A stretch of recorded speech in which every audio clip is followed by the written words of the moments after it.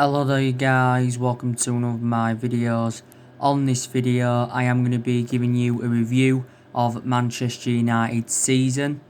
Then after that I'm going to be giving you the latest news regarding Alexis Sanchez and Ivan Perisic. Then I'm going to be giving you some more news on Jadon Sancho. So let's get on with the review of Manchester United's season. So this season, has been up and down for Manchester United. As you all know, we had a fantastic pre-season last summer. I think if I'm right, we won all our pre-season games. We beat Perth Glory by 2-0. We beaten Leeds United 4-0. I think we're beating Kristiansund 1-0. We're beating Tottenham 2-1. We're beating Inter Milan 1-0. And I think we did draw with AC Milan. If I am right, did we win on penalties, if I can remember rightly. But yeah, we had a very, very good pre-season. Obviously, Eric Bailly sustained a bad injury in pre-season, so he was out for a very, very long time. Obviously, Eric Bailly is out at the moment with a head injury, or is he recovered from this head injury? Like I said, my only element of concern about Eric Bailly is that he is injury prone. Anyway, we had a very, very good start to the Premier League season, didn't we? We beaten Chelsea by 4-0. Obviously, Daniel James did score on his debut. I also do believe that Marcus Rashford had scored in that game. But we did beat them by 4-0. And also, too, last summer, Solskjaer, made 3 fantastic signings. Obviously, he brought Daniel James in, brought Wan-Bissaka in, and brought Harry Maguire in. And I think he paid around £150 million for them 3 players. Also, last summer, Solskjaer got rid of a lot of the deadwood at Manchester United. Obviously, we saw Darmian leave the football club. We saw Chris Smalling go out on loan to Roma. Obviously, we saw Rojo go out on loan to Estudiantes. Well, he went in January on loan to Estudiantes. But we're looking to get rid of Smalling and Rojo permanently. We also got rid of Antonio Valencia last summer after he endured 10 years at the club. We also got rid of Ashley Young. He left in January. He went to Inter Milan after he endured 8.5 years at Manchester United. We saw Herrera leave the football club last summer after he endured 5 years at Man United. We saw Fellaini leave in January 2019. He was the first player to leave Man United under the Solskjaer era. We saw Lukaku go last summer to Inter Milan. And of course, we saw Alexis Sanchez go out on loan to Inter Milan. So a lot of players have left since Ole Gunnar Solskjaer got recommended into the club. Anyway, after the 4-0 win against Chelsea, obviously, after that, we drew with Wolves 1-1. Then we suffered our first defeat of the Premier League season to Crystal Palace. We did lose that game by 2-1. Then, obviously, we had that draw with Southampton. And then, we was in a bad vein of form. Obviously, we had the 2-0 away loss to West Ham. We had the 2-0 away loss to Watford. We had the 1-0 away loss to Newcastle. We had the 2-0 home defeat to Burnley in January. So, yeah, and earlier on in the season, we'd enjoyed our worst start ever to a Premier League season. And at that point, it was looking very, very likely that Ole Gunnar Solskjaer was going to be sacked by the football club. And at that point, when Solskjaer was close to getting sacked, there was talks of Mauricio Pochettino coming in, and there was also talks of Massimiliano Allegri coming into the football club. But we managed to stick with Solskjaer. Then, all of a sudden, after our 2-0 loss to Burnley in January, we rejuvenated ourselves and then we went on a fantastic run. Went on a 19-game unbeaten run in all competitions until Chelsea had ended our 19-game unbeaten run in the FA Cup semi-finals. The good news is now, we are still unbeaten in our last 14 Premier League games. Obviously, in the January transfer window, Solskjaer brought 2 players into the football club, and that was Bruno Fernandes. We got Bruno Fernandes in a deal worth £65 million, with add-ons included, and I think Fernandes did sign, was it a 5 or a 5.5 year deal at the football club. Bruno Fernandes has definitely made a difference in the team because we remain unbeaten in the Premier League since he came in. I think Bruno Fernandes has got 10 goals for Manchester United since his arrival from Sporting Lisbon back in January. And don't forget, Bruno Fernandes won Player of the Month for June, and he also won it for February, did Bruno Fernandes. Reflecting on his good run of performances, but he became the first Manchester United player to win Player of the Month back-to-back since Cristiano Ronaldo. But what a good sign, Bruno Fernandes was. And in January, deadline day, Solskjaer brought Odi Ighalo into the football club. Obviously, we brought Odi Ighalo in because obviously, Marcus Rashford was out with that back injury. And I think actually Ighalo was our top goal scorer in the FA Cup. Don't forget, before the season resumed, we extended Odi Ighalo's loan until the end of January 2021. We have got no option to buy Ighalo, or there is no obligation to buy, so after his loan with us, I presume that he will go back to Shanghai Shenhua. He was basically, covered up for Marcus Rashford. I think we had a very good FA Cup run though. We did get to the semi-finals. We beaten Wolves in the third round, 1-0. Well, it went to a replay, didn't it? Because it was 0-0 the first match. We beat Tranmere in the fourth round by 6-0. That was our biggest away win, by the way. I think since 1999 or something like that, or 1998. It was our biggest away win, I think, since we beat Nottingham Forest 8-1.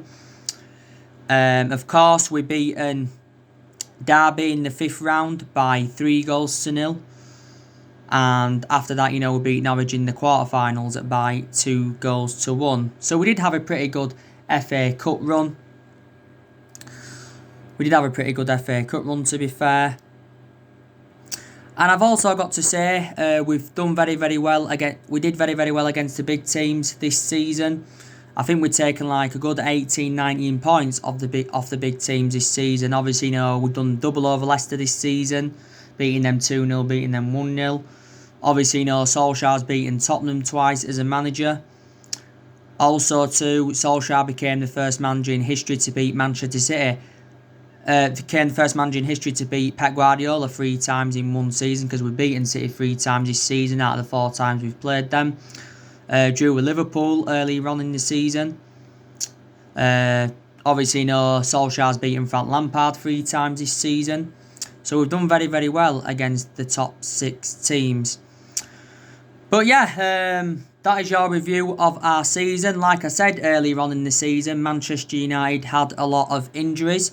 So reflect on that, Solskjaer had to make a lot of rotation in the squad. Obviously, we had that Martial out with injury earlier on in the season.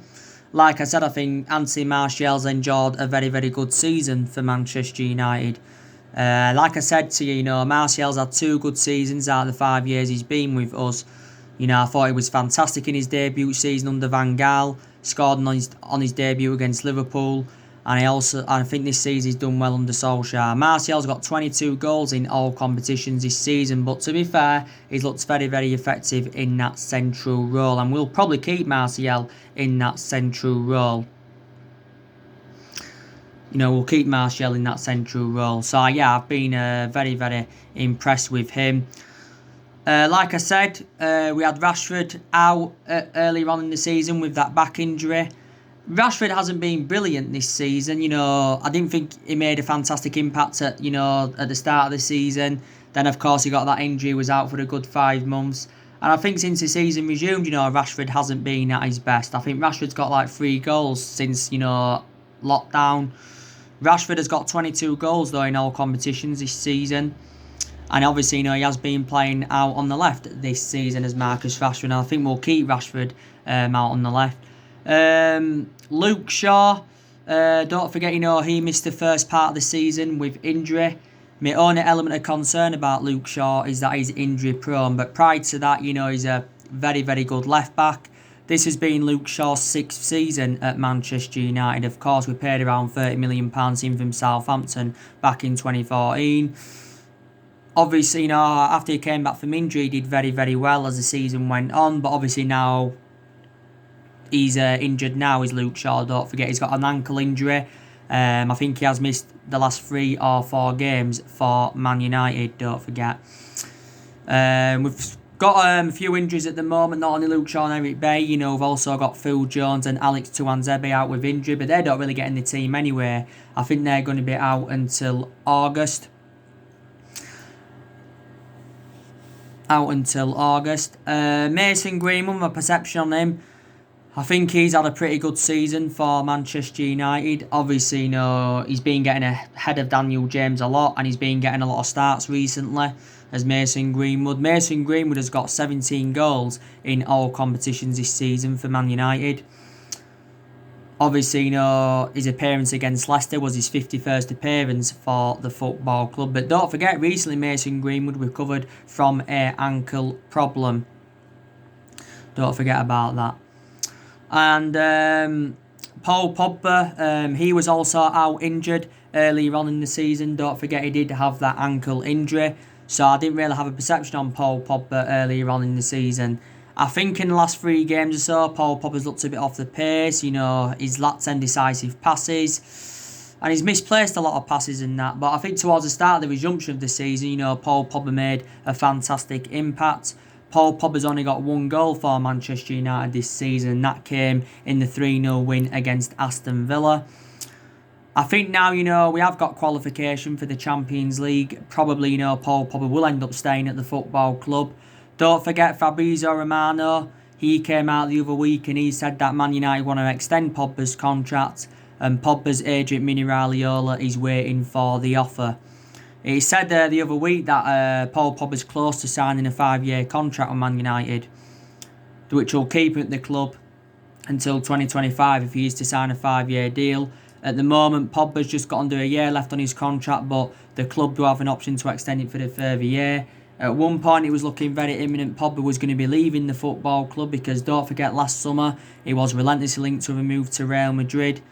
Paul Pogba said last summer he was seeking for a new challenge, and he publicly admitted that he wanted to leave the football club. There was obviously a lot of narratives about him possibly going back to Juventus.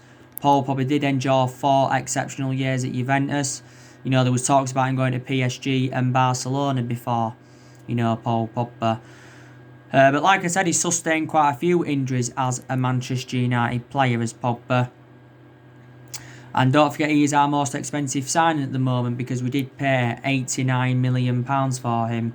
And I think his combination with Bruno Fernandes, to be honest with you, has been very, very good. He's been very, very good, his combination with Bruno Fernandes. Like I said, Matic, after lockdown was eased, Matic has been getting a lot of starts, hasn't he? He's been getting there ahead of McTominay and Fred. I've been very, very impressed with Matic. I think a lot of aspects of his game have really, really improved. He's getting forward more now. He's looking more creative. And this has been Matic's 3rd season at Manchester United. I think earlier on in the season, I was very impressed with McTominay, because he was putting a string of good performances out. Don't forget also too, McTominay was out with injury earlier on in the season. Fred, I think he's enjoyed an exceptional season for the club. Like I said, he hasn't been playing a lot recently, but I thought he did well early on in the season. Like I said, he got criticised under Mourinho, but to be fair to Fred, under the Jose Mourinho era, never really got his opportunities. I think we did pay around £52 million for Fred from Shakhtar Donetsk back in the summer of 2018. I think we got him in Jose Mourinho's final transfer window. Obviously, there's some players at the football club throughout the course of this season that haven't really been given their chances. Tahith Chong, this has been his first full season in our senior squad, is it, if I'm right? He hasn't really played much. Tahith Chong, should Man United consider putting him out on loan? James Garner, he hasn't really played much. Angel Gomez, we know now that obviously Angel Gomez has left the football club because he wasn't getting any game time behind him hardly. Ethan Laird, he recently got promoted into the senior squad, didn't he? Obviously, Diego Dalot, he's found game time very, very difficult, but he also had a few injuries earlier on in the season, did Diego Dalot. And he is our backup right back to Wan-Bissaka. Like I said, since Bruno Fernandes came in, Jesse Lingard's found, obviously, game time very, very difficult for Man United. Like I said, I don't like Jesse Lingard anyway. I know he scored in the game against Leicester yesterday, and that was his first goal for Man United since Ole Gunnar Solskjaer's first game in charge, but doesn't even get in the team enough now. Andres Pereira, he's another player, who's not getting in the team enough.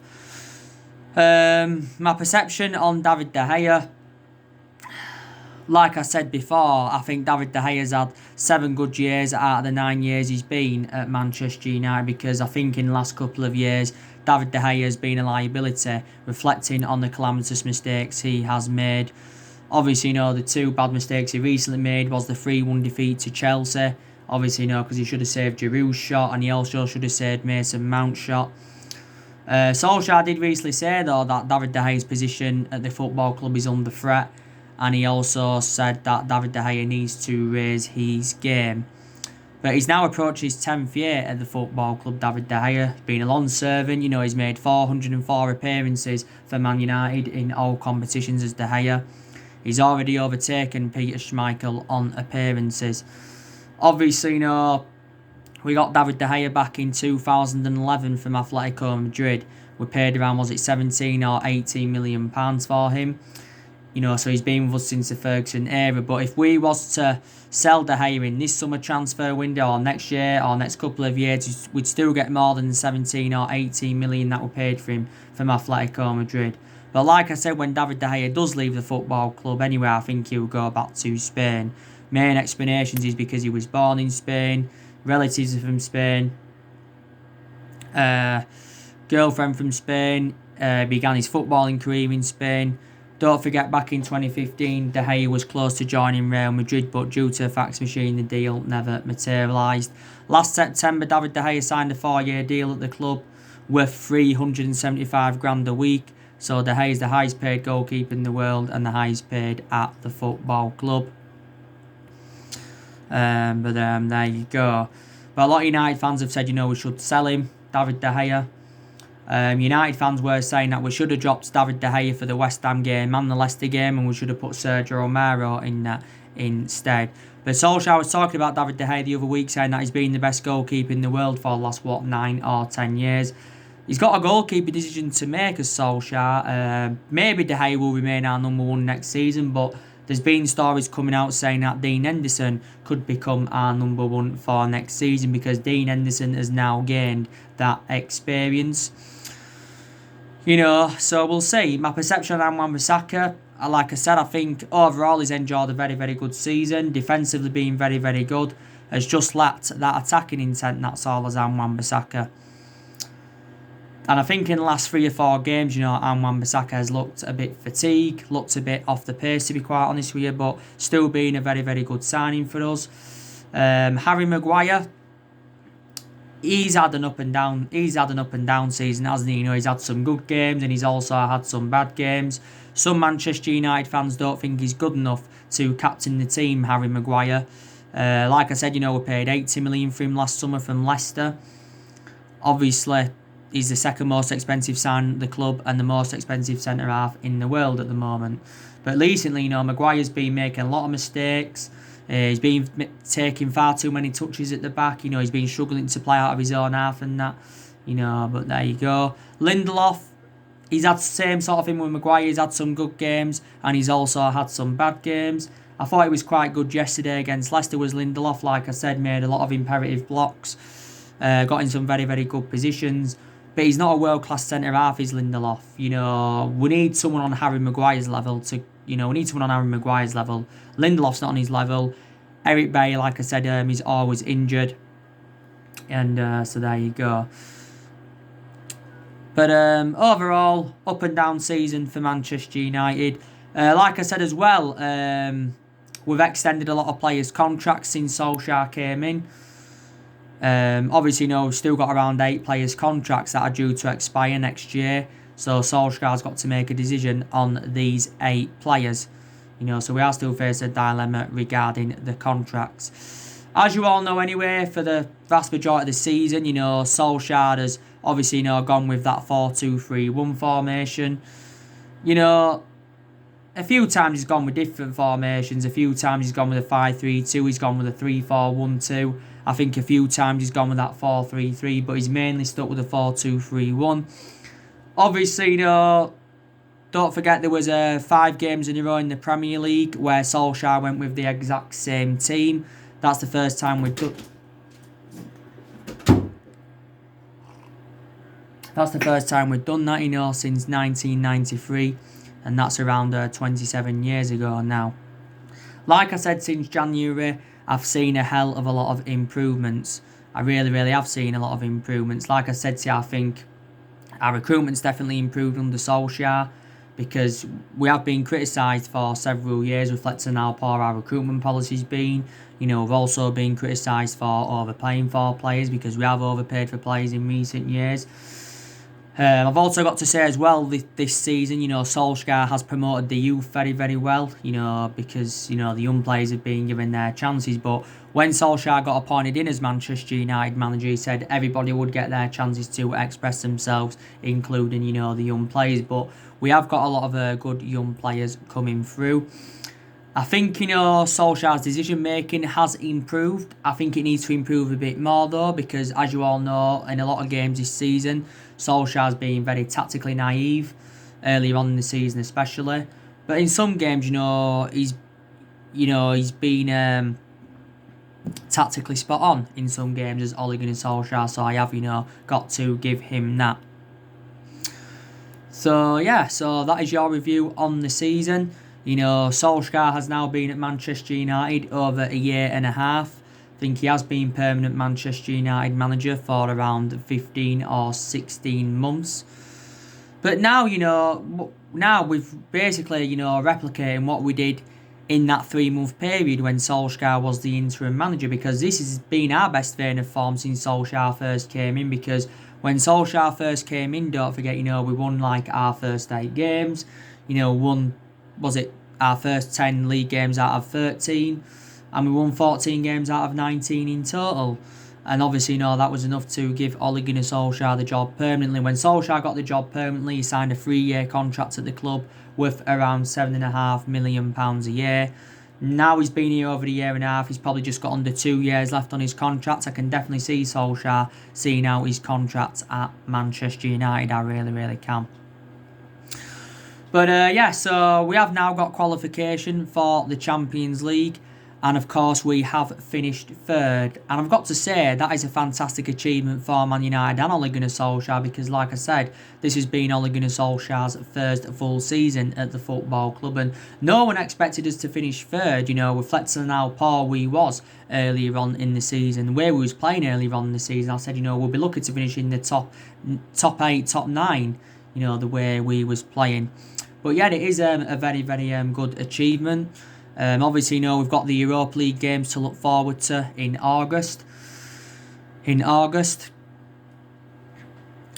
Obviously, we've got Lask on the 5th of August. Obviously, we are 5-0 up from the first leg, so we're more or less into the quarterfinals of the Europa League. I think we are emerged as one of the favourites to win the Europa League, but I'm hopeful we can win the Europa League. So if we can do that, that will be our first piece of silverware under the Ole Gunnar Solskjaer era, because we're not yet won out in terms of silverware under him. We haven't actually won a trophy for over 3 years, and I think that's the first time since the 1990s and that. But as you all know, Solskjaer has outlined his transfer plans after Champions League qualification, and he has told our board to get his preferred targets before the start of next season, and also to Gary Neville has urged Ole Gunnar Solskjaer to spend money. Roy Keane has been talking recently, and he actually said, Roy Keane, that Lampard's enjoyed a better season than Ole Gunnar Solskjaer. I haven't read fully into the article, but I think he's given a few main explanations why he thinks Lampard's done better than Solskjaer throughout the course of this season. Like I said, I think our transfer budget has now been revealed. We're going to get from £100 to £150 million to spend in this summer transfer window. The summer transfer window is now open. This is Ole Gunnar Solskjaer's second summer transfer window as Man United manager, and his fourth transfer window in total. The summer transfer window is open until October, and we know that next season starts on the 12th of September. But like I said, one of the biggest tests for Solskjaer is next season, because next season we'll have bigger expectations to exceed. I think next season our expectations will be to challenge for the Premier League title.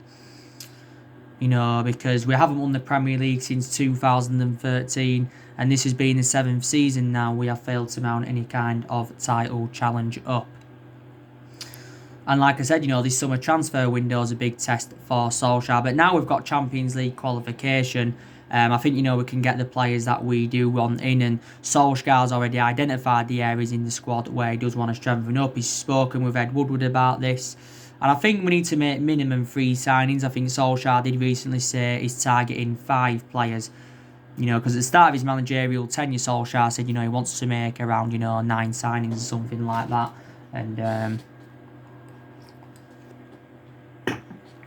Yeah. So, anyway, let's now delve into the news on Alexis Sanchez and Ivan Perisic. So, reportedly, Inter Milan could offer Manchester United Ivan Perisic in a bid to keep Alexis Sanchez. So, Inter Milan may want to keep Alexis Sanchez now permanently, according to reports from the Italian press. Now, don't forget, we went in for Ivan Perisic. I think we went in for Perisic, back under the Jose Mourinho era. Obviously, we didn't get him on the board because we was not willing to meet Inter Milan's asking price for the player. But Perisic, is actually, a very, very good player. So, would you take him Manchester United as part of Sanchez, staying at Inter Milan? I want us to get rid of Sanchez permanently anyway, because obviously, it would free up our wage bill completely. Sanchez's wages at Man United are like, 400 grand a week, potentially rising up to 500 grand a week based on the image rights and the bonuses. Sanchez did join Inter Milan on a 10-month loan last summer. And of course, Inter Milan had no option to buy Sanchez or no obligation to buy Sanchez at the end of the loan, but now they are looking to get him permanently. Despite the fact that he's on loan at Inter Milan, we're still paying the vast majority of his wages. I still believe we're paying Sanchez £300,000 a week, and Inter Milan are paying like the other £100,000 a week. Sanchez has still got a contract with us until 2022, but Sanchez did endure a difficult 18 months at Man United.